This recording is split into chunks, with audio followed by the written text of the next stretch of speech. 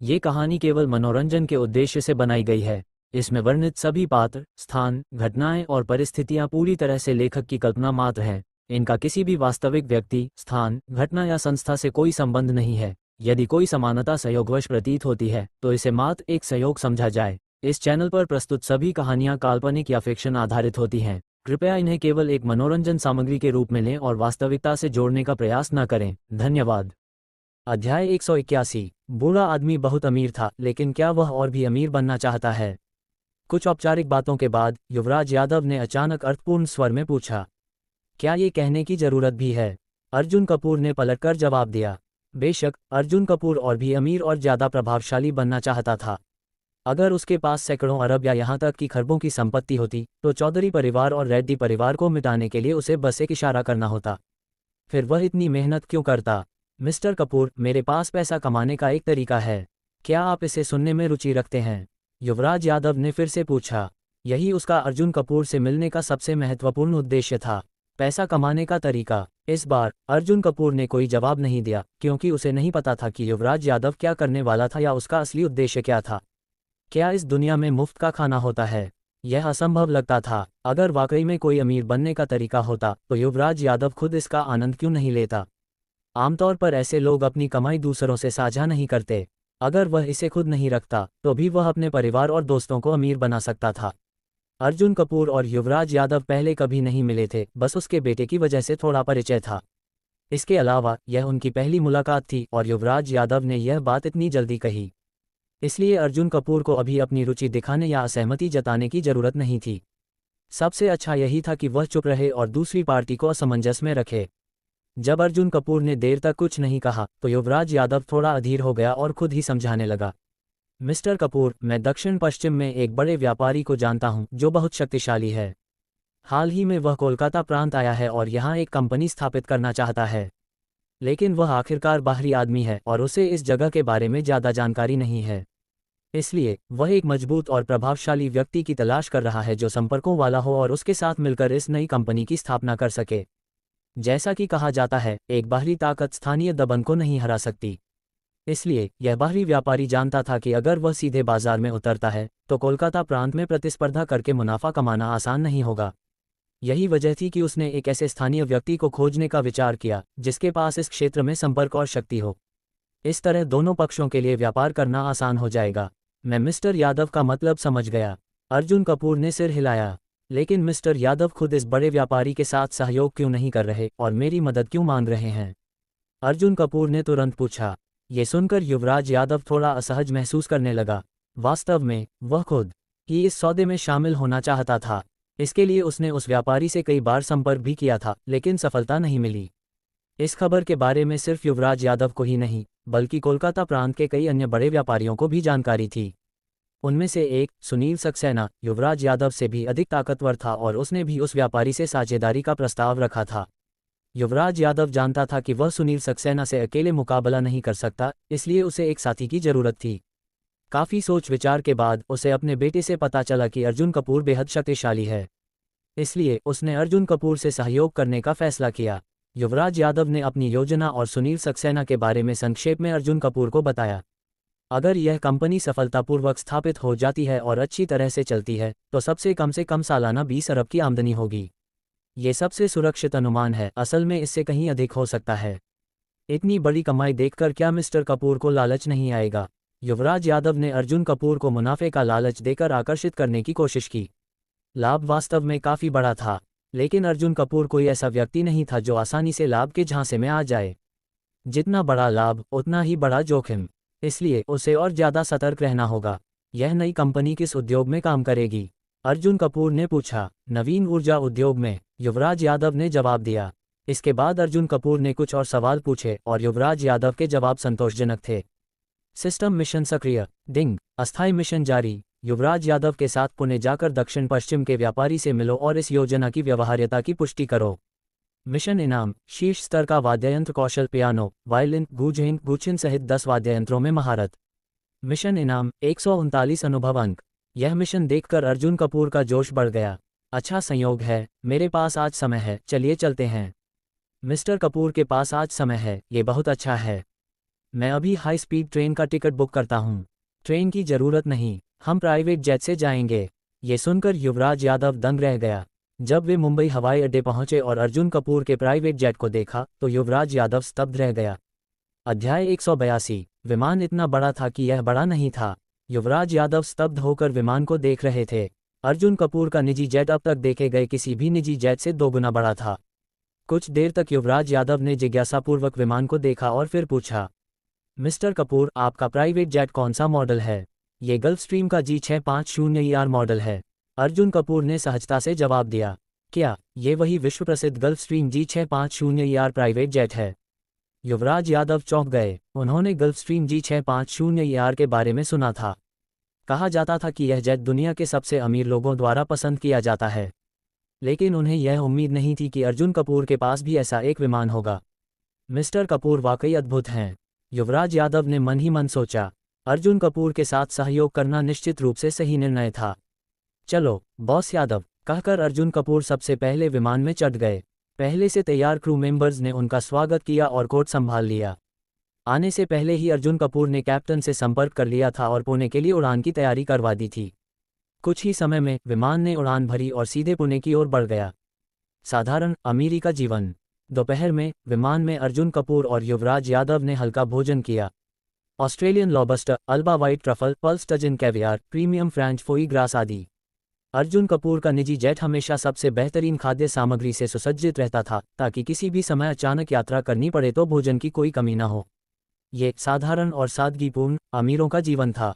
ताज़ा और उच्च गुणवत्ता वाले व्यंजन खाते हुए युवराज यादव भी थोड़ा भावुक हो गए। मिस्टर कपूर सच में जानते हैं कि जिंदगी का मजा कैसे लेना है। सिस्टम का नया इनाम। दोपहर में अर्जुन कपूर ने अभी अभी अपना भोजन समाप्त किया था कि सिस्टम की आवाज आई। डिंग। संबंध तोड़ने के 38वें दिन का इनाम। इंटरमीडिएट आय सीमा वृद्धि कार्ड। एक बार उपयोग करने पर आय सीमा 5.5 अरब तक बढ़ाई जा सकती है। ये कार्ड केवल स्वयं उपयोग किया जा सकता है, किसी अन्य को नहीं दिया जा सकता। दिलचस्प, अर्जुन कपूर ने मन में सोचा। यह इंटरमीडिएट आय सीमा वृद्धि कार्ड किसी भी व्यापार की आय सीमा 5.5 अरब बढ़ाने में सक्षम था। ये प्रभाव वास्तव में शक्तिशाली था। अब जब मिल ही गया है तो इसे तुरंत उपयोग कर लेता हूँ। अर्जुन कपूर ने सिस्टम के बैग में जाकर इस इनकम कार्ड को खोजा। डिंग। क्या आप इंटरमीडिएट आय सीमा वृद्धि कार्ड सक्रिय करना चाहते हैं? हाँ, नहीं। अपग्रेड। अर्जुन कपूर ने बिना झिझक अपग्रेड करने का फैसला किया, लेकिन इस बार उन्होंने युवराज यादव के साथ बनने वाली नई ऊर्जा कंपनी को नहीं, बल्कि अपनी सॉफ्टवेयर कंपनी को अपग्रेड किया। आखिर सॉफ्टवेयर कंपनी पूरी तरह मेरी है। यह नई ऊर्जा कंपनी अभी तक बनी भी नहीं और भविष्य में बनेगी भी तो 5.5 अरब 3 लोगों में बटेगा। तो फिर मैं क्यों अपनी मेहनत की चीज़ दूसरों को दूं? डिंग। इंटरमीडिएट इनकम कार्ड सफलतापूर्वक अपग्रेड हो गया। कुछ सेकंड बाद सिस्टम ने पुष्टि कर दी कि अपग्रेड पूरा हो चुका था। अब अर्जुन कपूर की सॉफ्टवेयर कंपनी की आय सीमा 5.5 अरब बढ़ चुकी थी। जल्द ही कंपनी का प्रचार पूरा होते ही ये बाजार में लॉन्च होने वाली थी। और एक बार लॉन्च हो जाने के बाद अर्जुन कपूर को कुछ भी करने की जरूरत नहीं थी। पैसा लगातार उसकी जेब में आता रहेगा। पुणे में आगमन। समय तेजी से बीता और आखिरकार अर्जुन कपूर और युवराज यादव पुणे हवाई अड्डे पर उतरे। एयरपोर्ट के बाहर पहले से ही रोल्स रॉयस गोस्ट उनका इंतजार कर रही थी। कार में बैठने के बाद दोनों सीधे बड़े व्यापारी जितेंद्र मेहता की हवेली की ओर रवाना हुए। रास्ते में युवराज यादव ने बताया कि जितेंद्र मेहता दक्षिण पश्चिम क्षेत्र में ऊर्जा व्यापार से अमीर बने थे, लेकिन अब यह उद्योग कमजोर पड़ रहा था और नई ऊर्जा इंडस्ट्री तेजी से बढ़ रही थी। इसलिए उन्होंने कोलकाता प्रांत में एक नई ऊर्जा कंपनी स्थापित करने का निर्णय लिया। हवेली में प्रवेश और अपमान। हवेली पर पहुंचते ही नौकरानी ने उनका स्वागत किया और अंदर रिसेप्शन रूम में ले गई। लेकिन जैसे ही वे कमरे में पहुंचे एक व्यंग्यात्मक आवाज सुनाई दी। अरे, ये तो हमारे बॉस युवराज यादव हैं। इतनी कृपा कैसे हुई जो आप खुद चलकर यहाँ आए? ये कहने वाला कोई और नहीं बल्कि सुनील सक्सेना था। वह पहले से ही वहाँ मौजूद था क्योंकि उसने भी जितेंद्र मेहता से मिलने के लिए समय लिया था। पहले जब भी सुनील सक्सेना उनका अपमान करता, युवराज यादव चुप रह जाते क्योंकि वह उससे कमजोर थे। लेकिन आज बात अलग थी। इस बार उनके पास अर्जुन कपूर जैसा मजबूत सहयोगी था, इसलिए वे बिना डरे बोले, बॉस सुनील, आप भी तो खुद आए हैं, फिर एक दूसरे का मजाक क्यों उड़ाएं? ये सुनकर सुनील सक्सेना चौंक गया, लेकिन जल्द ही उसने अर्जुन कपूर की ओर देखा और उसकी हंसी उड़ाने लगा। युवराज यादव, तुम जितेंद्र मेहता के बिजनेस में पार्टनर बनने आए हो और अपने साथ इस छोटे बच्चे को लाए हो। क्या तुम्हें पता नहीं कि जितेंद्र मेहता को ये बिल्कुल पसंद नहीं? मिस्टर सुनील, कृपया ध्यान से बोलें। ये एक छोटा बच्चा नहीं बल्कि मेरे business partner mister Arjun Kapoor हैं। क्या? हा, मैं हंसी से मर जाऊंगा। सुनील सक्सेना जोर से हंसने लगा। अगर तुम्हें सच में कोई पार्टनर नहीं मिला तो मैं तुम्हें खोजने में मदद कर सकता हूँ, लेकिन तुम्हें एक 20-22 साल के लड़के को पकड़ लाना था। ये तो और मज़ेदार हो गया। इसका मतलब ये हुआ कि जितेंद्र मेहता का पार्टनर बनने का मौका अब सिर्फ मेरे पास है। अध्याय 183। बूढ़ा आदमी इतना गुस्से में था कि वह बहुत खुश नहीं था। यहाँ कुछ टेढ़े मेढ़े खरबूजे और फटे पुराने खजूर भी हैं। क्या उन्होंने अभी अभिषेक ही नहीं बघारी? सुनील सक्सेना की ताने भरी बातें सुनकर अर्जुन कपूर धीरे धीरे बैठ गए और बिना किसी झिझक के जवाब दिया। तुमने क्या कहा? सुनील सक्सेना तुरंत भड़क गए और सीधे अर्जुन कपूर से सवाल किया। वह कौन था, और ये लड़का कौन था जो उससे इस तरह बात करने की हिम्मत कर रहा था? क्या तुम्हें सुनाई नहीं देता? अर्जुन कपूर ने आराम से सोफे पर टिकते हुए पलटकर पूछा। बंग! सुनील सक्सेना ने गुस्से में मेज पर जोर से हाथ मारा, खड़े हुए और अभिमानपूर्वक बोले। लड़के, तुम! लेकिन इससे पहले कि वह अपनी बात पूरी कर पाते, अंदर से कदमों की आवाज़ सुनाई दी। जितेंद्र मेहता का प्रवेश। पुणे में स्थित हवेली के मालिक, दक्षिण पश्चिम क्षेत्र के बड़े व्यापारी जितेंद्र मेहता कमरे में प्रवेश कर चुके थे। माफ़ करिए, मुझे अभी थोड़ा काम था जिस वजह से आपको इंतजार करवाना पड़ा। जैसे ही वे अंदर आए, उन्होंने माफ़ी भरे लहजे में कहा। अरे नहीं, जितेंद्र सर के लिए इंतजार करना तो मेरा सौभाग्य है। जितेंद्र मेहता को देखते ही सुनील सक्सेना की सारी अकड़ हवा हो गई। उनका अभिमान भरा चेहरा मिनटों में मुस्कान में बदल गया।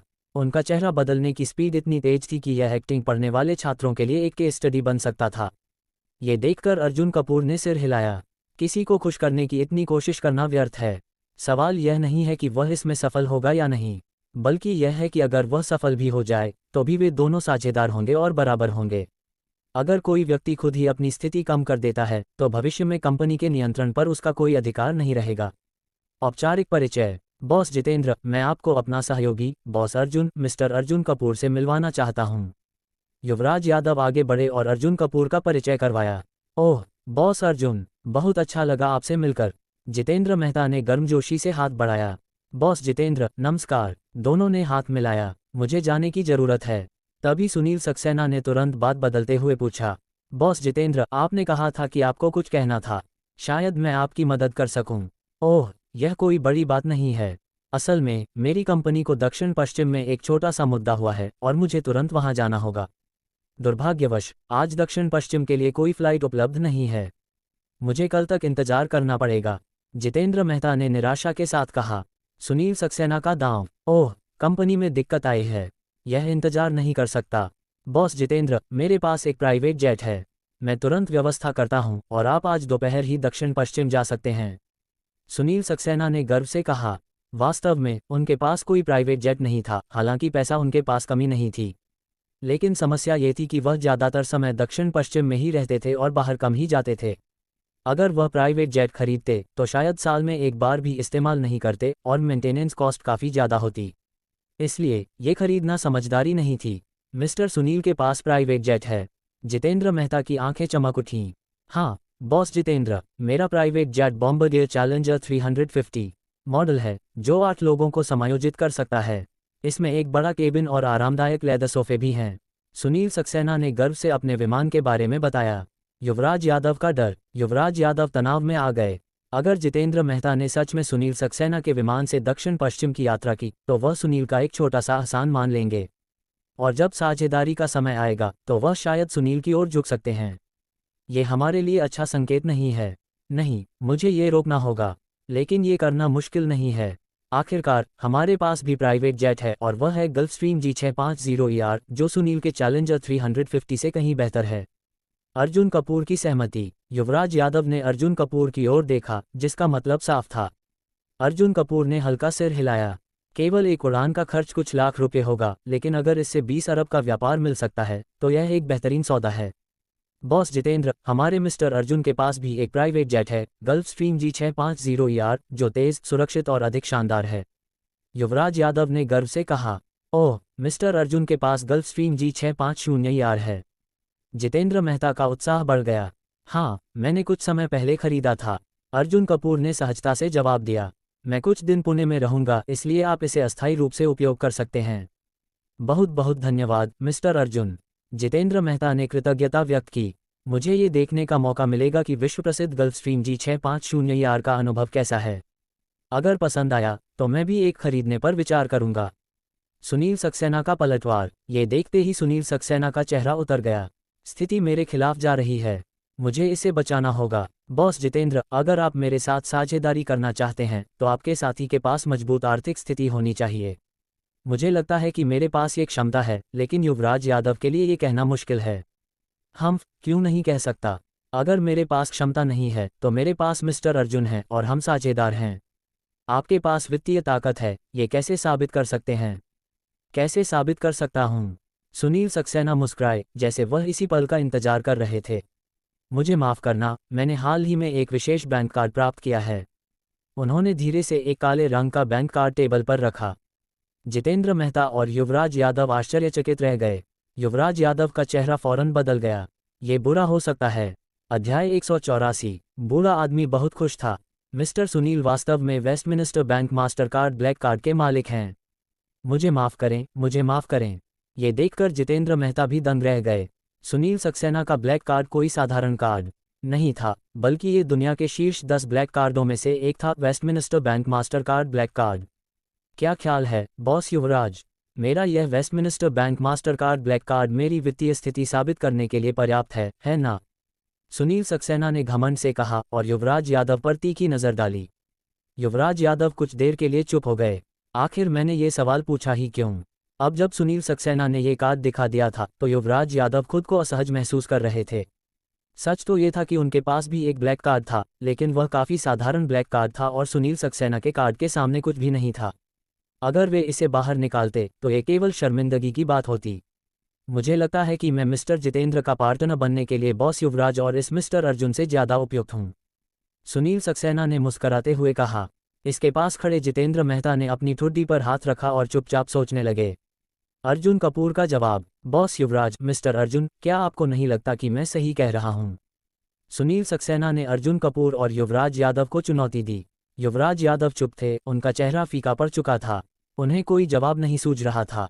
जब सुनील सक्सेना को लगने लगा कि उसने जीत हासिल कर ली है, तभी अर्जुन कपूर बोले, अगर किसी के पास एक शक्तिशाली ब्लैक कार्ड है तो वह मिस्टर जितेंद्र का पार्टनर बनने के लिए योग्य होता है, तो शायद मैं तुमसे ज़्यादा योग्य हूँ। तुम मुझसे ज़्यादा योग्य? हाँ, सुनील सक्सेना ने व्यंग्यपूर्वक हंसते हुए कहा। लेकिन अगली ही पल अर्जुन कपूर ने अपनी जेब से ब्लैक कार्ड निकाला और टेबल पर रख दिया। सबका चौंक जाना। जितेंद्र मेहता, सुनील सक्सेना और युवराज यादव तुरंत उत्सुकता से कार्ड देखने के लिए झुक गए। और जब उन्होंने देखा कि यह कौन सा ब्लैक कार्ड है, वे सन्न रह गए। प्रथम royal bank of Bharat Mastercard black card. हे भगवान, इसका मतलब है कि मिस्टर अर्जुन सबसे लोकी लेकिन सबसे शक्तिशाली व्यक्ति हैं। जितेंद्र मेहता और युवराज यादव आश्चर्यचकित रह गए। प्रथम royal bank of Bharat Mastercard black card भी दुनिया के शीर्ष 10 ब्लैक कार्डों में से एक था। लेकिन यहाँ सबसे दिलचस्प बात यह थी, ये black card Westminster bank Mastercard black card से एक स्थान ऊपर था। जहां सुनील सक्सेना का कार्ड 5वें स्थान पर था, वहीं अर्जुन कपूर का कार्ड 4थे स्थान पर था। सुनील सक्सेना की हार। ये कैसे हो सकता है? तुम इतनी कम उम्र में प्रथम royal bank of Bharat Mastercard black card के मालिक कैसे हो सकते हो? सुनील सक्सेना ने स्तब्ध होकर बड़बड़ाया। उन्हें अपनी आंखों पर विश्वास नहीं हो रहा था। इस ब्लैक कार्ड को केवल आमंत्रण के जरिए ही प्राप्त किया जा सकता है, लेकिन ये लड़का सिर्फ 20 साल का है, यह असंभव है। पहले वह अर्जुन कपूर का मजाक उड़ा रहे थे, लेकिन अब सच्चाई ये थी कि वह खुद मजाक बन गए थे। एक बार फिर सुनील सक्सेना हार गए थे। उनका चेहरा क्रोध और अपमान से लाल हो गया था। जितेंद्र मेहता का झुकाव। मिस्टर अर्जुन वास्तव में युवा और प्रतिभाशाली हैं, जितेंद्र मेहता ने प्रशंसा करते हुए कहा। इसके बाद उन्होंने अर्जुन कपूर का संपर्क नंबर मांग लिया। अब ये स्पष्ट था कि जितेंद्र मेहता अर्जुन कपूर से दोस्ती करना चाहते थे। सुनील सक्सेना की योजना। ये देखकर सुनील सक्सेना को खतरा महसूस हुआ। स्थिति मेरे खिलाफ जा रही है, मुझे कुछ करना होगा। उन्होंने तुरंत जितेंद्र मेहता से कहा। मिस्टर जितेंद्र, आपको दक्षिण पश्चिम जाने की जल्दी थी, है ना? अब समय हो गया है, आपको जल्द ही निकल जाना चाहिए ताकि देर न हो। असल में वह बस जितेंद्र मेहता को अर्जुन कपूर से अलग करना चाहते थे ताकि वे ज़्यादा बातचीत न करें। सही कहा, जितेंद्र मेहता ने सिर हिलाया। अर्जुन कपूर ने तुरंत अपने प्राइवेट जेट की व्यवस्था की। थोड़ी देर बाद जितेंद्र मेहता सामान लेकर बाहर आए। मिस्टर अर्जुन, बहुत बहुत धन्यवाद। मैं कल या परसों वापस आऊँगा और फिर हम अच्छी तरह बातचीत करेंगे। जितेंद्र मेहता ने फिर से धन्यवाद दिया। सुनील सक्सेना का ऐलान। जैसे ही जितेंद्र मेहता दूर गए, सुनील सक्सेना ने एक तीखी नज़र अर्जुन कपूर और युवराज यादव पर डाली और कहा, देखते हैं कौन जीतता है। इसके बाद वह अपनी कार में बैठकर चले गए। ये स्पष्ट था कि वह इतनी आसानी से हार मानने वाले नहीं थे। इतने बड़े व्यापार में इतने बड़े फायदे दांव पर लगे हैं, वह निश्चित रूप से हार नहीं मानेंगे। अर्जुन कपूर का नया निवास। अब केवल अर्जुन कपूर और युवराज यादव बचे थे। मिस्टर अर्जुन, क्या आपको पुणे में रहने के लिए कोई जगह चाहिए? मेरे पास यहाँ कई विला हैं। धन्यवाद बॉस युवराज, लेकिन इसकी ज़रूरत नहीं है। मेरे लोग पहले ही मेरे लिए इंतजाम कर चुके हैं। इसके बाद Arjun Kapoor Rolls Royce ghost में बैठकर अपने नए अस्थायी निवास की ओर रवाना हो गए। नया घर और नया खर्च। अर्जुन कपूर ने एक बड़े फ्लैट की व्यवस्था करवाई थी, जिसकी कुल जगह 600-700 वर्ग मीटर थी। 20 मिनट में वह वहां पहुंच गए। प्राइवेट बटलर पहले से उनका इंतजार कर रहा था। उन्होंने पूरे घर का निरीक्षण किया और देखा कि यह बहुत शानदार था, खासकर लिविंग रूम की विशाल खिड़की से बाहर का दृश्य। तुम लोग नए बिस्तर, रजाई, बाथरोब, रोजमर्रा की ज़रूरत की चीज़ें और खाना पीना मंगवा दो। जी सर। सिस्टम का नया इनाम। कुछ देर बाद बटलर ने बिल सौंपा। मिस्टर अर्जुन, कुल खर्च 4729,000 रुपये है। अर्जुन कपूर ने सोचा, अब समय आ गया है 1000 गुना कैशबैक कार्ड का उपयोग करने का। डिंग, क्या आप 1000 गुना कैशबैक कार्ड सक्रिय करना चाहते हैं? बिल्कुल। कुछ सेकंड बाद अर्जुन कपूर के फ़ोन की घंटी बजी। 1000 गुना कैशबैक आ गया। अध्याय 185। बैंक ने कहा कि पैसे कम पड़ गए। अर्जुन कपूर ने अपना मोबाइल निकाला और देखा कि यह बैंक का संदेश था। आपके कार्ड नंबर 5167 के अंतिम अंकों वाले खाते में 4,500,000,000 रुपये की धनराशि प्राप्त हुई है। नया बैलेंस 10,298,763,047.9 रुपये। क्योंकि सिस्टम के 1000 गुना कैशबैक कार्ड की अधिकतम सीमा 4.5 अरब थी, इसलिए भले ही अर्जुन कपूर ने 4.7 मिलियन खर्च किए थे, लेकिन उन्हें केवल 4.5 अरब की ही वापसी मिली। बाकी 2 लाख रुपए की कोई वापसी नहीं हुई। लेकिन अर्जुन कपूर के लिए यह कोई मायने नहीं रखता था। अब उसके खाते में पूरे 10 अरब रुपए की नकद राशि थी। ये कहना गलत नहीं होगा कि अब अर्जुन कपूर के पास युवराज यादव और सुनील सक्सेना से भी अधिक नकद पूंजी थी। यहाँ तक कि शायद जितेंद्र मेहता के पास भी इतनी नकद पूंजी नहीं थी, क्योंकि अधिकांश अमीर लोगों की संपत्ति कंपनियों और उद्योगों में बंटी होती है। उनके पास बहुत अधिक नकद राशि नहीं होती, लेकिन 10 अरब रुपये की नकद पूंजी, ये किसी भी व्यक्ति के लिए एक असाधारण उपलब्धि थी। वेजिंग का फ़ोन कॉल। इसी बीच अर्जुन कपूर को विनय चौधरी का फ़ोन आया। युवा मालिक अर्जुन, मैं भी अभी पुणे में हूँ। अगर आपको किसी चीज़ की ज़रूरत हो तो बेझिझक बताइए। विनय चौधरी इस समय पुणे में सत्ता के हस्तांतरण को सुचारू रूप से पूरा करने के लिए खुद मौजूद थे। हालांकि उन्हें ये चिंता थी कि पुणे के कुछ पुराने ताकतवर लोग आसानी से नियंत्रण नहीं छोड़ेंगे। लेकिन अब जब अर्जुन कपूर खुद पुणे में मौजूद थे तो वे पूरी तरह निश्चिंत हो सकते थे। अगर कोई समस्या हो तो तुरंत मुझे बताओ, अर्जुन कपूर ने समझाया। पुणे में पहली शाम के 6 बजे अर्जुन कपूर अपने फ्लैट में थे और सोच रहे थे कि बाहर निकलकर कुछ अच्छा खाना खाया जाए। यह उनका पुणे में पहला दिन था, तो उन्हें खुद जाकर शहर देखना चाहिए। सोचते हुए अर्जुन कपूर ने अपनी कार ली और पुणे के मुख्य बाजार क्षेत्र की ओर निकल पड़े। वह आराम से सड़कों पर टहल रहे थे, रेस्तरां और दुकानों को देखते हुए कि कहाँ खाना खाया जाए। पुराने दोस्त से मुलाकात। इसी बीच अचानक किसी ने उनके कंधे पर थपथपाया। अरे अर्जुन! अर्जुन कपूर ने चौंक कर सिर घुमाया और देखा कि एक हल्का मोटा लड़का, चश्मा पहने, उनके पीछे खड़ा था और आश्चर्य से उन्हें देख रहा था। हाँ, ललित। अर्जुन कपूर भी हैरान रह गए। ललित वर्मा उनका जूनियर कॉलेज का सहपाठी और करीबी दोस्त था। लेकिन अर्जुन कपूर को मुंबई विश्वविद्यालय में दाखिला मिला था, जबकि ललित वर्मा को पुणे पॉलिटेक्निक विश्वविद्यालय में, इसलिए उनके बीच ज़्यादा संपर्क नहीं था। अर्जुन, तुम तो मुंबई में हो, पुणे में कैसे? ललित वर्मा ने उत्सुकता से पूछा। ओह, यहाँ कुछ काम से आया हूँ, अर्जुन कपूर ने उत्तर दिया। अरे वाह, क्या संयोग है। आज रात एक पार्टी हो रही है और वहाँ मुंबई के कुछ पुराने दोस्त भी आ रहे हैं। तुम्हें हमारे साथ चलना चाहिए, ललित वर्मा ने उत्साहित होकर कहा। सिस्टम का नया टास्क। असल में अर्जुन कपूर का मन नहीं था जाने का, लेकिन तभी सिस्टम की आवाज़ आई। डिंग, टास्क जारी। ललित वर्मा की पार्टी में शामिल हो और पुराने दोस्तों से मिलो। टास्क समय 3 घंटे के भीतर। टास्क के नाम शीर्ष गायन कौशल। टास्क के नाम 138 अनुभव अंक। अच्छा संयोग है, टास्क भी पूरा हो जाएगा और पुराने दोस्तों से मुलाकात भी हो जाएगी। ठीक है, मैं चलूँगा, अर्जुन कपूर ने सिर हिलाते हुए कहा। शानदार। पार्टी रात 7:30 बजे है। मैं अभी ज़रा संदीप से बात करके तुम्हारे लिए एक सीट जुड़वा देता हूँ, ललित वर्मा ने कहा। संदीप? अर्जुन कपूर समझ गए कि यह संदीप ठाकुर था जो पार्टी का आयोजन कर रहा था। अर्जुन कपूर की अतिरिक्त जांच। जब तक ललित वर्मा पार्टी की तैयारी करने गए, अर्जुन कपूर ने श्यामनाथ शर्मा को कॉल किया। हालांकि जितेंद्र मेहता अभी चले गए थे, युवराज यादव अभी भी पुणे में थे।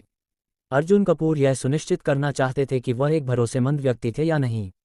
श्यामनाथ शर्मा ने कहा कि युवराज यादव में कोई बड़ी समस्या नहीं थी, वह सिर्फ अपने बेटे को बहुत ज्यादा लाड़ प्यार देता था और कभी कभी दिखावा करने में लग जाता था। जब तक वह कोई धोखेबाज नहीं है, ये पर्याप्त है। पार्टी का आगाज। अर्जुन कपूर ने रोल्स रॉयस गोस्ट स्टॉट की और पार्टी स्थल की ओर बढ़ गए। पार्टी का स्थान एक हाई एंड रेस्तरां था। चूंकि भीड़ ज्यादा थी, इसलिए पार्किंग ढूंढने में समय लगा। संदीप ठाकुर का अपमानजनक व्यवहार। जैसे ही अर्जुन कपूर ने अंदर प्रवेश किया, कई पुराने सहपाठी उन्हें देखकर खुश हुए। लेकिन तभी एक अजीब आवाज आई, अरे ये तो हमारे कपूर खानदान के खानदानी वारिस अर्जुन है ना? मैंने सुना था कि तुम्हारा परिवार अब तुम्हें पहचानता भी नहीं। फिर इतनी महंगी जगह पर कैसे आए? एक लंबा आदमी हाथ में शराब का गिलास लिए हुए व्यंग्यात्मक हंसी के साथ सामने आया। ये संदीप ठाकुर था। वह स्कूल के दिनों में भी अर्जुन से जलता था। संदीप, ज्यादा तमाशा मत करो, ललित वर्मा ने चेतावनी दी। संदीप ठाकुर ने तिरस्कार से देखा और दूर चला गया। नया मजाक? अर्जुन, अगर तुम चाहो तो आज रात मेरे घर पर रुक सकते हो। धन्यवाद, लेकिन मैं पहले ही व्यवस्था कर चुका हूं। जैसे ही अर्जुन कपूर ने जवाब दिया, संदीप ठाकुर ने फिर तंज कसा। ओह, कपूर खानदान से अलग होने के बाद अब तुम्हारे पास 5 स्टार होटल में रुकने के पैसे भी नहीं होंगे, है ना? अध्याय 186। तुम गलत सोच रहे हो। मैं किसी होटल में नहीं ठहरा हूँ। मैं शंकर महल में रहता हूँ, जो यहाँ से ज्यादा दूर नहीं है। अर्जुन कपूर ने शांत भाव से उत्तर दिया। शंकर महल? हम जैसे ही यह नाम सुना, वहां मौजूद सभी लोग चौंक गए। शंकर महल, पुणे की सबसे महंगी संपत्ति। शंकर महल को पुणे का सबसे महंगा और शानदार आवासीय स्थान माना जाता था। यहाँ हर अपार्टमेंट 400 वर्ग मीटर से अधिक का होता था और इसकी कीमत दसियों करोड़ में होती थी। लेकिन अर्जुन कपूर अभी अभी पुणे आए थे और वह पहले ही शंकर महल में रह रहे थे। ये तो हद ही हो गई।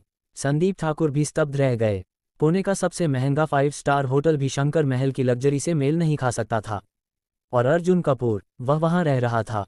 चारों ओर से तारीफें। वाह, जबरदस्त, मैंने कभी नहीं सोचा था कि अर्जुन भाई शंकर महल में रहेंगे, गजब। लोग अर्जुन कपूर की तारीफ करने लगे। अब कई लोग उनका समर्थन करने लगे थे। संदीप ठाकुर का तंज, इसमें क्या बड़ी बात है? शायद ये सिर्फ एक किराए का फ्लैट होगा। आखिर किराए पर लेना कोई बड़ी बात नहीं होती, है ना? संदीप ठाकुर ने जलन भरे लहजे में कहा। बिल्कुल सही, संदीप भाई ने सही कहा। कुछ लोग संदीप ठाकुर की हाँ में हाँ मिलाने लगे। पिछले कुछ वर्षों में संदीप ठाकुर के पिता का व्यापार तेजी से बढ़ा था, जिससे वह अपने साथ कुछ समर्थक लेकर चल रहा था। ललित वर्मा कुछ बोलने वाले थे, लेकिन तभी वेटर भोजन परोसने लगा, जिससे सभी को बैठना पड़ा। भोजन और बातचीत। अर्जुन कपूर और ललित वर्मा एक दूसरे के पास बैठे और भोजन के साथ बातें करने लगे। अन्य लोग कारों की चर्चा कर रहे थे। वैसे मैंने सुना है कि संदीप भाई ने हाल ही में एक नई कार खरीदी है। कौन सी कार ली आपने? कोई स्पोर्ट्स कार? किसी ने संदीप ठाकुर से पूछा। अरे कुछ खास नहीं, बस एक फरारी 488। संदीप ठाकुर ने बड़े ही विनम्र अंदाज में कहा। क्या, फरारी 488? कमाल है, फरारी 488 की कीमत कम से कम 4 करोड़ तो होगी। संदीप भाई, क्या हमें एक राइड मिलेगी? सुनते ही सब संदीप ठाकुर की तारीफ करने लगे। उनकी खुशामद सुनकर संदीप का चेहरा खुशी से चमक उठा। अरे भाई, ये तो बस एक मामूली लग्जरी कार है, संदीप ठाकुर ने बनावटी विनम्रता से कहा। संदीप ठाकुर का नया तंज।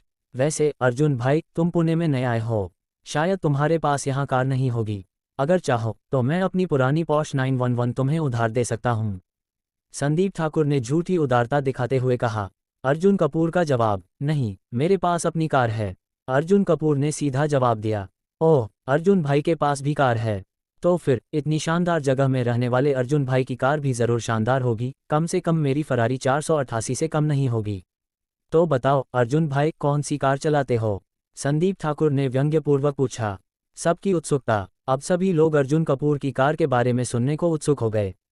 बस एक सामान्य कार है, अर्जुन कपूर ने लापरवाही से कहा और फिर संदीप ठाकुर की ओर ध्यान देना बंद कर दिया। संदीप ठाकुर का मजाक उड़ाना। सामान्य कार? हा, मतलब कोई मामूली कार होगी जिसे खरीदने में ज्यादा से ज्यादा 20-30 लाख लगे होंगे। अब संदीप ठाकुर को यकीन हो गया कि अर्जुन कपूर का शंकर महल वाला घर किराए का है। अचानक बड़ा खुलासा। तभी एक वेटर अंदर आया। माफ़ कीजिए, बाहर खड़ी रोल्स रॉयस गोस्ट गाड़ी नंबर MHD 12345 के मालिक कौन हैं? अब एक जगह खाली हो गई है, तो आप अपनी कार वहां पार्क कर सकते हैं। सबका झटका, अरे यहाँ रोल्स रॉयस गोस्ट का मालिक कौन होगा?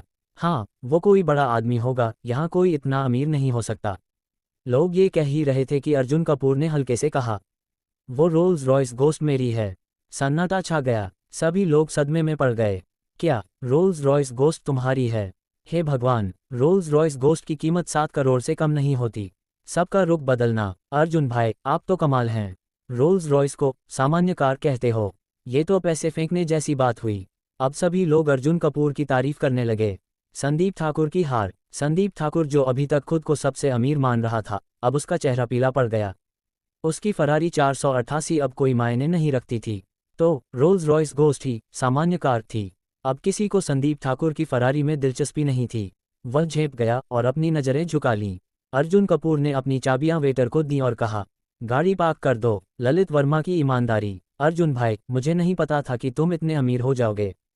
तुम्हारे पास इतनी शानदार कार और घर है, मैं तो जलन से मर जाऊंगा। ललित वर्मा ने ईमानदारी से कहा, अरे इसमें कुछ खास नहीं है।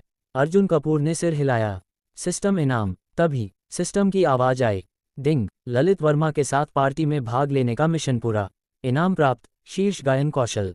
138 अनुभव अंक प्राप्त हुए। अब अर्जुन कपूर की गायन क्षमता प्रोफेशनल गायक जैसी हो गई थी। सुनील सक्सेना की नई योजना। इसी बीच सुनील सक्सेना भी चुप नहीं बैठे थे। युवराज यादव मेरी समस्या नहीं है, असली चुनौती अर्जुन कपूर है। मुझे कुछ करना होगा। कुछ देर सोचने के बाद सुनील सक्सेना अचानक खड़े हुए और बाहर चले गए। अब देखता हूं अर्जुन कपूर मुझसे कैसे मुकाबला करेगा। अध्याय 187। रात के खाने के बाद अर्जुन कपूर अपने विला लौटने वाले थे। तभी रास्ते में युवराज यादव का फोन आया। मिस्टर अर्जुन, क्या आपके पास समय है? अगर हो सके तो मेरे विला आ जाए। जितेंद्र मेहता के साथ हमारी साझेदारी को लेकर कुछ जरूरी चर्चा करनी है।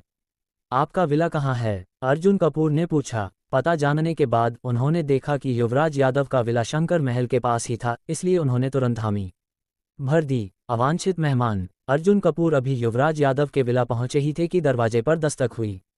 नौकरानी ने दरवाजा खोला और एक अवांछित मेहमान अंदर आ गया। तो वाकई मिस्टर अर्जुन यहाँ हैं। यह कोई और नहीं बल्कि सुनील सक्सेना था। उसने अर्जुन कपूर का पता नहीं लगाया था, लेकिन उसे युवराज यादव का पता मालूम था। इसलिए वह बस अपनी किस्मत आजमाने आया था और ये देखकर कि अर्जुन कपूर वास्तव में वहां थे, उसकी योजना काम कर गई। युवराज यादव का गुस्सा। सुनील सक्सेना, तुम मेरे घर पर क्या कर रहे हो? युवराज यादव ने चिढ़कर पूछा। मैं यहाँ तुमसे मिलने नहीं आया हूँ, मैं मिस्टर अर्जुन से मिलने आया हूँ, सुनील सक्सेना ने कहा और बिना किसी अनुमति के वह अर्जुन कपूर के पास बैठ गया, जैसे कि वह कोई बाहरी व्यक्ति ही न हो। सीधा प्रस्ताव। मिस्टर अर्जुन, मुझे नहीं पता कि आपने युवराज यादव के साथ साझेदारी क्यों की, लेकिन मुझे लगता है कि मेरे पास युवराज से ज़्यादा फायदे हैं। अगर आप चाहें तो मेरे साथ साझेदारी कर सकते हैं। युवराज यादव की नाराजगी। सुनील सक्सेना, तुम मेरे ही सामने मेरे सहयोगी को छीनने की कोशिश कर रहे हो। युवराज यादव तुरंत गुस्से में आ गए। अर्जुन कपूर का सख्त जवाब। मुझे कोई दिलचस्पी नहीं। अर्जुन कपूर ने बिना कोई झिझक जवाब दिया। क्यों नहीं? सच कहा जाए तो सुनील सक्सेना वास्तव में युवराज यादव से ज़्यादा अमीर और प्रभावशाली था, लेकिन उसका चरित्र अच्छा नहीं था। अर्जुन कपूर ऐसे व्यक्ति के साथ साझेदारी क्यों करेंगे जिस पर भरोसा ही न किया जा सके। दूसरी चाल। मिस्टर अर्जुन, आपको अच्छी तरह सोच लेना चाहिए। इतनी जल्दी इनकार मत कीजिए। जब पहली चाल नाकाम रही तो सुनील सक्सेना ने दूसरी चाल खेली। युवराज यादव के पास कुल संपत्ति 30 से 40 अरब के बीच होगी, लेकिन मेरे पास अकेले 60 अरब की नकद राशि है, जो उससे दोगुनी है। कहते हुए सुनील सक्सेना ने कुछ बैंक कार्ड निकालकर दिखाए। घमंड का प्रदर्शन। इतनी बड़ी नकद राशि को देखकर कहने की जरूरत नहीं कि मिस्टर जितेंद्र किसके साथ साझेदारी करना चाहेंगे। और यह सिर्फ मेरे निजी खाते की नकदी है। अगर मेरी कंपनियों की नकद पूंजी जोड़ दी जाए तो ये 70 से 80 अरब तक हो सकती है। यहाँ तक कि मिस्टर अर्जुन के पास भी इतनी नकद राशि नहीं होगी। अचानक फ़ोन पर नोटिफिकेशन। बीडिंग। अर्जुन कपूर के फ़ोन पर एक नोटिफिकेशन आया। चूंकि सुनील सक्सेना पास ही बैठा था, उसने गलती से उस पर नज़र डाल ली, लेकिन जो उसने देखा उसे देखकर उसकी आंखें फटी की फटी रह गईं। आपके बैंक खाते 5167 से 50,000 रुपये की स्वचालित कटौती की गई। नया बैलेंस 10,298 753 047.9 रुपये। हैरानी का झटका। 1, 10, 100, 1000, लाख, करोड़, अरब, हजारों करोड़, यह क्या मजाक है। अर्जुन कपूर के खाते में 10 अरब रुपए की नकद राशि, यह असंभव है। अगर एक ही बैंक खाते में इतनी रकम है तो अन्य जगहों पर इससे भी ज्यादा होगा। युवराज यादव भी चौंक गए। 10 अरब, मिस्टर अर्जुन के पास 10 अरब की नकदी है। ये सुनते ही युवराज यादव भी हक्का बक्का रह गए। अब क्या कहना है, अर्जुन कपूर ने ठंडे स्वर में पूछा।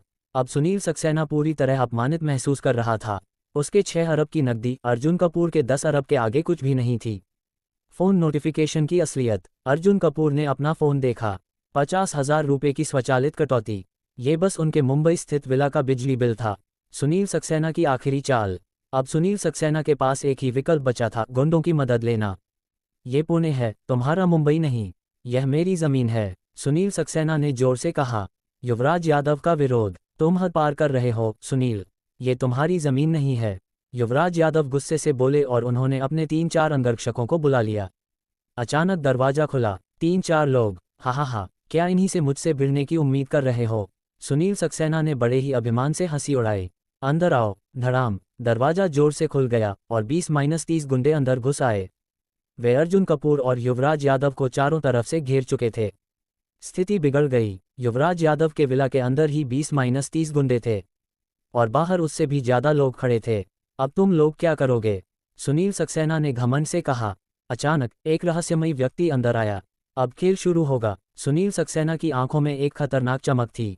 अध्याय 188, भरत खन्ना। जैसे ही यह व्यक्ति अंदर आया, युवराज यादव चौंक गए। भरत खन्ना, पुणे का तीसरा सबसे बड़ा अंडरवर्ल्ड बॉस, जिसके पास हजारों लोग थे और जो काफी ताकतवर माना जाता था। बॉस युवराज, बहुत समय बाद मिल रहे हैं, भरत खन्ना ने मुस्कुराते हुए कहा। भरत खन्ना, मेरी तुमसे कोई दुश्मनी नहीं है, फिर तुम मेरे घर में जबरन क्यों घुस रहे हो। युवराज यादव ने गुस्से में कहा। क्यों, इसका जवाब तुम मिस्टर सुनील से पूछ सकते हो। भरत खन्ना ने सुनील सक्सेना की ओर इशारा किया। युवराज, मैंने तुमसे पहले ही कहा था कि तुम्हारे 3-4 बॉडीगार्ड्स किसी काम के नहीं हैं। अब मान गए, सुनील सक्सेना ने घमंड से कहा। भरत खन्ना और उसके हजारों लोग ही सुनील सक्सेना की असली ताकत थे। पहले जब वह युवराज यादव के विला पहुंचा तब तक भरत खन्ना के लोग नहीं आए थे, इसलिए सुनील सक्सेना ने संयम दिखाया। लेकिन जैसे ही भरत खन्ना के लोग पहुंचे, सुनील सक्सेना पूरी तरह से अकड़ गया। युवराज यादव के बॉडीगार्ड्स पहले ही भरत खन्ना के आदमियों द्वारा काबू में कर लिए गए थे। अब अंदर 20-30 और बाहर 50-60 गुंडे मौजूद थे। युवराज, अब तुम डर गए हो, है ना। ये कहकर सुनील सक्सेना ने अर्जुन कपूर की ओर देखा। उसे लगा कि अर्जुन भी डर जाएगा, लेकिन जब उसने देखा कि अर्जुन कपूर आराम से चाय पी रहे थे तो वह दंग रह गया। हम बस दिखावा कर रहा है। सुनील सक्सेना ने सोचा कि अर्जुन बस बहादुर बनने का नाटक कर रहा था, लेकिन अंदर से डर रहा था। मिस्टर अर्जुन, अगर यह मुंबई होता तो शायद तुम जीत जाते, लेकिन ये पुणे है, मेरी जमीन। इस बार तुम हार चुके हो।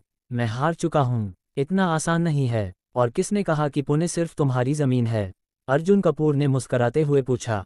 हा, क्या पुणे तुम्हारी जमीन है, एक बाहरी आदमी जो सिर्फ एक दिन पहले यहाँ आया है। सुनील सक्सेना ने हंसते हुए कहा। मिस्टर अर्जुन, तुम्हारे पास 2 ही रास्ते हैं, या तो इस कंपटीशन से बाहर निकलो, पुणे से चले जाओ और कभी वापस मत आओ, या फिर मेरे साथ पार्टनरशिप करो। तुम पैसे लगाओगे, मैं अपनी ताकत और कनेक्शन दूंगा और हम 20-80 का मुनाफा बांटेंगे। हाँ, मैं 80% लूंगा और तुम्हें सिर्फ 20% मिलेगा। तो मैं तीसरा विकल्प चुनता हूँ। तुम इस कंपटीशन से बाहर निकलोगे, पुणे से चले जाओगे और दोबारा मेरी आंखों के सामने नहीं आओगे। सुनील सक्सेना ने भरत खन्ना को इशारा किया ताकि अर्जुन को सबक सिखाया जा सके। भरत खन्ना मस्ती से चलते हुए अर्जुन कपूर के पास आया। लड़के, तुम नए आए हो, शायद तुम मुझे नहीं जानते। मैं पुणे का अंडरवर्ल्ड बॉस हूँ, मेरी ताकत से सब डरते हैं। किसने कहा कि मैं तुम्हें नहीं जानता। भरत खन्ना, तुम पुणे के अंडरवर्ल्ड में तीसरे नंबर पर हो, इतनी अकड़ क्यों दिखा रहे हो। अगर मैं सिर्फ एक फ़ोन कॉल करूं तो तुम्हारी पूरी ताकत खत्म हो जाएगी और तुम्हें तीसरे नंबर के बॉस से गली का गुंडा बनने में देर नहीं लगेगी। हा, तुम मुझे सिर्फ एक फ़ोन कॉल में ख़त्म कर सकते हो, भरत खन्ना ने हंसते हुए कहा। तुम सोचते हो कि तुम कौन हो। मैं कौन हूँ, मैं अर्जुन कपूर हूँ। भरत खन्ना की आंखें चौड़ी हो गईं। तुम्हारा नाम क्या कहा। अर्जुन कपूर। बॉस अर्जुन, मुझे माफ़ कर दो। भरत खन्ना तुरंत अर्जुन कपूर के सामने घुटनों के बल बैठ गया। बॉस अर्जुन, आदेश दें, मैं आपके लिए कुछ भी करूंगा। फिर उसने तुरंत अपने गुंडों से कहा, सुनील सक्सेना को पकड़ लो। भरत खन्ना के लोग तुरंत सुनील सक्सेना को पकड़ने लगे। बॉस अर्जुन, मैंने सही किया ना। भरत खन्ना पूरी तरह से अर्जुन कपूर का वफादार बन गया। भरत खन्ना, मैंने तुम्हें पैसे दिए थे, तुम मेरे ही पैसे लेकर मुझे धोखा दे रहे हो। पैसा? वह तो मेरी मौत का वारंट था। भरत खन्ना ने सुनील सक्सेना के दिए हुए बैंक कार्ड को वापस उसकी ओर फेंक दिया। भरत, इसे अच्छे से समझा दो कि किससे टकराना चाहिए और किससे नहीं। भरत खन्ना ने सुनील सक्सेना को तब तक पीटा जब तक उसका चेहरा सूजकर सुअ जैसा न हो गया। क्यों? आखिर क्यों? अर्जुन कपूर, तुमने ये कैसे किया? मिस्टर सुनील, ये जो अर्जुन कपूर सामने बैठे हैं, ये पुणे के नए नंबर 1 अंडरवर्ल्ड बॉस हैं।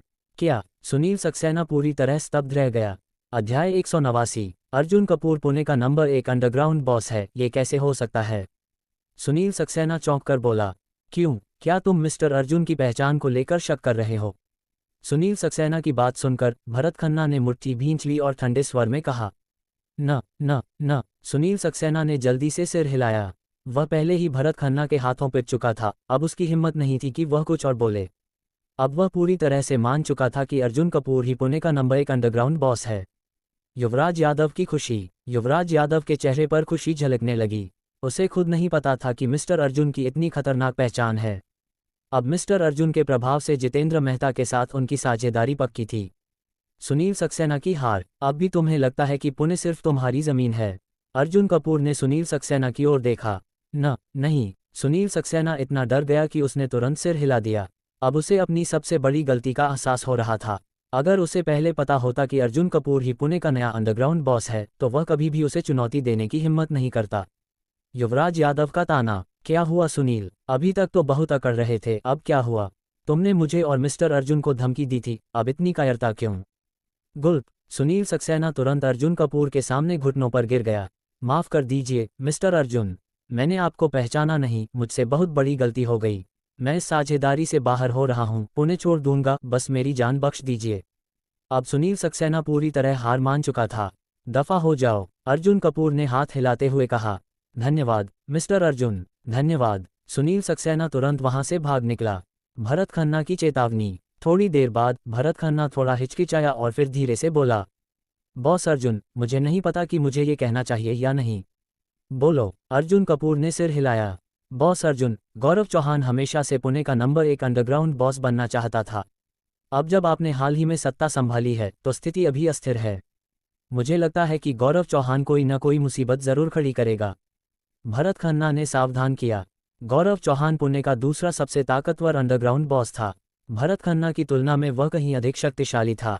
पहले पुणे का number 1 underground boss Shrivardhan group द्वारा समर्थित था, लेकिन अब श्रीवर्धन ग्रुप हार चुका था और अर्जुन कपूर ने उसकी जगह ले ली थी। अब गौरव चौहान इस अस्थिरता का फायदा उठाकर अर्जुन कपूर के खिलाफ कोई साजिश रच सकता था। अर्जुन कपूर की सतर्कता। अर्जुन कपूर ने सिर हिलाया। उसे पहले से ही अंदेशा था कि कुछ लोग उसे चुनौती देने की कोशिश करेंगे। यही कारण था कि वह कुछ दिनों के लिए पुणे में रुकने वाला था। रात हो चुकी थी, इसलिए अर्जुन कपूर ने युवराज यादव को अलविदा कहा। अब जितेंद्र मेहता के साथ साझेदारी लगभग पक्की थी। बीयूए लग्जरी रिजॉर्ट का मालिकाना हक। सुबह उठते ही अर्जुन कपूर ने सिस्टम की आवाज सुनी। डिंग। 39वें दिन की इनाम। बीयूए लग्जरी रिजॉर्ट 100% मालिकाना हक। बीयूए लग्जरी रिजॉर्ट। अर्जुन कपूर की आंखें चमक उठीं। बीयूए लग्जरी रिजॉर्ट पुणे के बाहरी इलाके में स्थित था और यह पूरे देश के शीर्ष 10 लग्जरी रिजॉर्ट्स में से एक था। ये कोलकाता प्रांत का नंबर 1 लग्जरी रिजॉर्ट था। ईशा पटेल को आमंत्रण। बीयूए लग्जरी रिजॉर्ट पुणे में ही है तो क्यों न ईशा पटेल और उनकी मां को वहां ले जाऊं। अर्जुन कपूर ने सोचा और ईशा पटेल को फोन किया। बीयूए लग्जरी रिजॉर्ट? वाह, जरूर चलेंगे। ईशा पटेल तुरंत मान गई।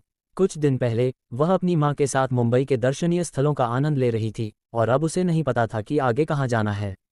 अब अर्जुन कपूर की सलाह पर उन्हें एक नया डेस्टिनेशन मिल गया था।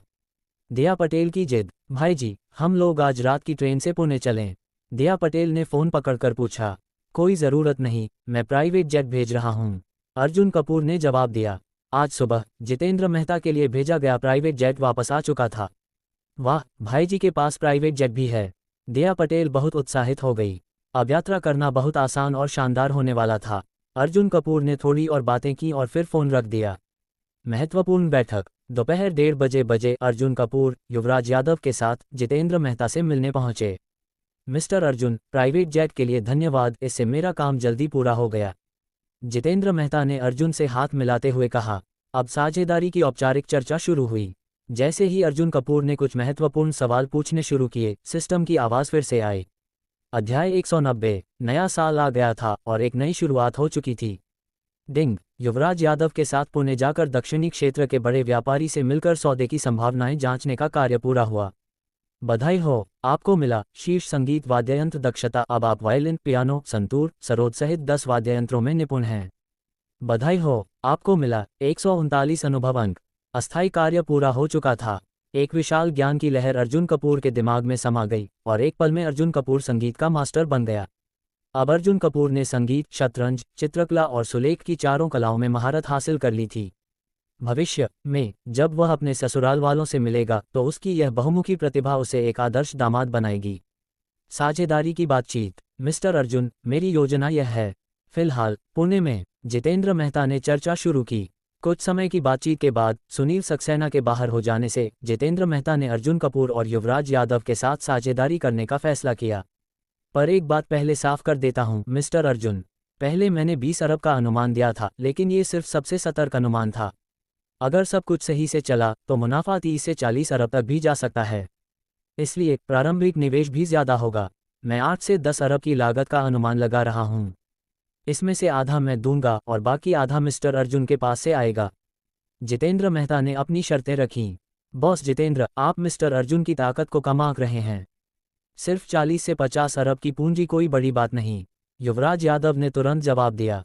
सिर्फ 40-50 अरब की पूंजी कोई बड़ी बात नहीं। जितेंद्र मेहता चौंक गए। ये जानकर कि इतनी बड़ी रकम अर्जुन कपूर के लिए मामूली है, वह पूरी तरह अविश्वास में था। बॉस जितेंद्र, विश्वास नहीं हो रहा। सिर्फ मिस्टर अर्जुन के बैंक अकाउंट में 10 अरब से अधिक नकदी है। तो फिर 10 अरब निकालना क्या मुश्किल होगा? युवराज यादव ने कहा। क्या कहा? मिस्टर अर्जुन के बैंक अकाउंट में 10 अरब नकदी है। जितेंद्र मेहता अपनी कुर्सी से खड़े हो गए। मिस्टर अर्जुन, क्या ये सच है? बॉस युवराज थोड़ा बड़ा चढ़ाकर कह रहे हैं। अर्जुन कपूर ने शांत स्वर में कहा। सच में? जितेंद्र मेहता ने राहत की सांस ली। लेकिन इससे पहले कि वह पूरी तरह सहज हो पाते, अर्जुन कपूर ने अगला वाक्य कहा। मेरे अकाउंट में 10 अरब से अधिक नहीं हैं। बस ठीक 10 अरब हैं। सिर्फ 10 अरब। जितेंद्र मेहता पूरी तरह से हिल गए। अब उन्हें पूरी तरह समझ में आ गया कि अर्जुन कपूर का स्तर उनसे कई गुना ऊपर है। मिस्टर अर्जुन अद्भुत हैं। अब जितेंद्र मेहता को कोई संदेह नहीं रहा। साझेदारी का बंटवारा। पहले योजना थी कि जितेंद्र मेहता 40% लेंगे और अर्जुन कपूर और युवराज यादव 30-30% लेंगे। लेकिन युवराज यादव ने तुरंत कहा, नहीं, मैं सिर्फ 10% ही लूंगा। बाकी 20% मिस्टर अर्जुन को मिलना चाहिए। क्योंकि यह साझेदारी पूरी तरह से अर्जुन कपूर की वजह से हुई थी, इसलिए युवराज यादव को बराबर हिस्सा लेने का कोई हक नहीं था। अब अर्जुन कपूर के पास 50% हिस्सा आ गया था और वह कंपनी में सबसे बड़ा शेयरधारक बन गया। जितेंद्र मेहता कुछ देर के लिए चुप रहे, फिर बोले, ठीक है, मैं इसे स्वीकार करता हूं। अगर यह पहले की बात होती तो वह किसी भी हाल में 50% नहीं छोड़ते। लेकिन अब उन्हें अर्जुन कपूर की असली ताकत का एहसास हो गया था। अब साझेदारी पक्की हो गई थी।